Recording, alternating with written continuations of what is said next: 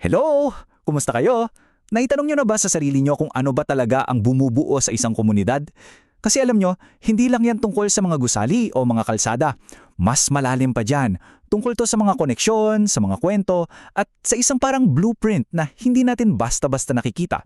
So, samahan nyo ko at ating alamin ang mga sikreto sa likod ng bawat matatag na komunidad. Pag inisip mo, parang ang layo ng agwat nila, no? Isang parke at isang online gaming group.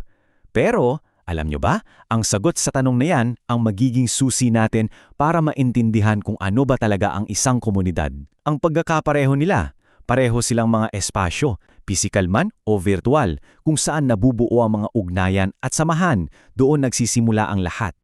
Okay, so simulan na nating himayin to. Tulad ng mga building na may iba't ibang disenyo at sukat, ganun din ang mga komunidad, may iba't ibang anyo. Sa pag-aaral nito, may technical term silang ginagamit, yung typology. Pero basically, paraan lang yan para i-categorize sila para mas madali nating maintindihan. Tingnan natin ang ilan sa mga pinaka-common. Okay, unahin natin yung pinaka-basic na pagkakaiba, formal versus di-formal. Yung mga formal na komunidad, ito yung mga may official na rules, may listahan ng miyembro, may mga officers. Isipin nyo yung homeowners association nyo. Sa kabilang banda, andyan yung mga di-formal. Ito yung mga samahan na nabubulo lang naturally dahil sa pagkakaibigan. Walang bylaws, pero may unwritten rules, yung tipong alam na this. Gaya nung barkadahan nyo sa basketball court tuwing Sabado. Ngayon, isa pang malaking factor ay geography. Siyempre, andyan yung mga lokal na komunidad. Ito yung kapitbahay natin, yung barangay, yung syudad. Yung lugar mismo ang nagdubuklod sa atin. Pero, sa panahon ngayon, dahil sa internet, di na hadlang ang distansya. Dito na pumakasok yung mga global communities. Hindi lugar ang naguugnay sa kanila, kundi yung iisang hilig o interes. Perfect example dyan yung mga online gamers na kahit nasa magkakaibang bansa, bumubuo sila ng isang napakatibay na grupo. At marami pang iba ha. Meron ding rural versus urban. May mga komunidad din na nabubuo sa loob ng isang sektor, tulad sa school, sa trabaho, o sa simbahan. Maging sa mga social spaces tulad ng mall o parke. Ang pinakamahalagang takeaway dito ang ito. Lahat tayo, bawat isa sa atin ay kabilang sa napakaraming komunidad ng sabay-sabay. So, alam na natin yung iba't ibang klase, ngayong sumisid tayo ng mas malalim pa. Kasi, you see, sa ilalim ng lahat ng yan, bawat komunidad ay may parang hidden blueprint, isang balangkas na siyang humuhubog sa lahat ng nangyayari. Ito ang tinatawag nating mga estruktura. Ano nga ba tong mga estruktura na to? Isipin nyo sila bilang pundasyon ng isang bahay. Sila yung mga sistema, politikal, ekonomikal, kultural na nagsiset ng rules of the game sa loob ng ating komunidad.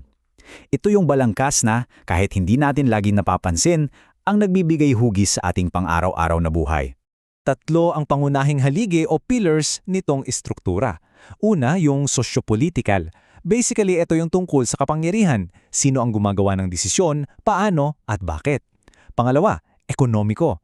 Siyempre, usapang pera, trabaho at kabuhayan to. At pangatlo, yung kultural.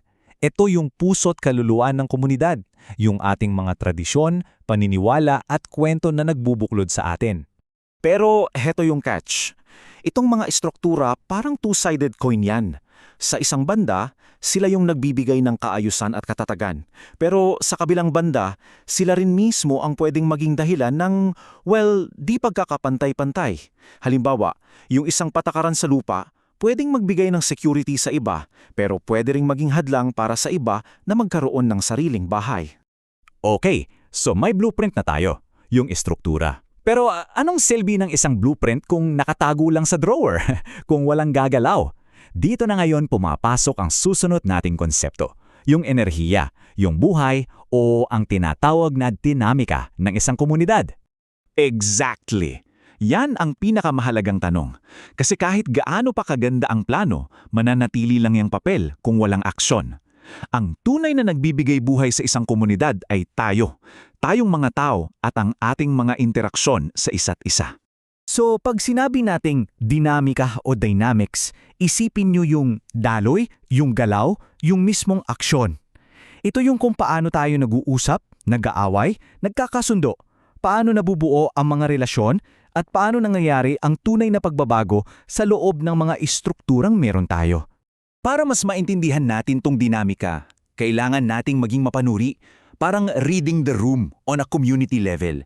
Sino ba talaga ang may power at influence? Hindi lang yung mga opisyal ha.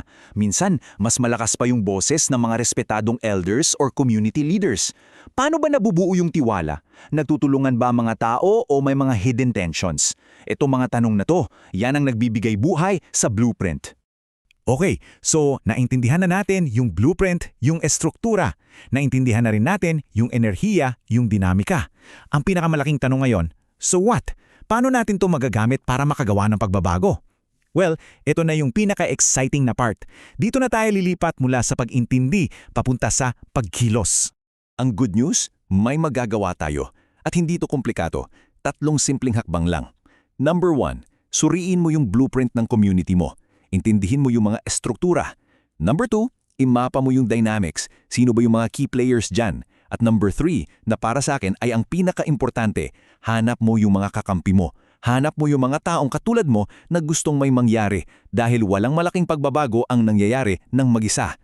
Alam nyo, hindi kailangang maging bayani agad-agad. Ang pagpapatibay ng isang komunidad ay parang pagtatayo ng pader, brick by brick o ladrilyo kada ladrilyo. Kaya ang iiwang kong tanong o challenge sa inyo ay ito. Anong isang maliit na hakbang, isang ladrilyo ang kaya mong ilatag para sa komunidad mo ngayong linggo? Ang sagot mo dyan, gaano man kaliit, yan na ang simula ng lahat.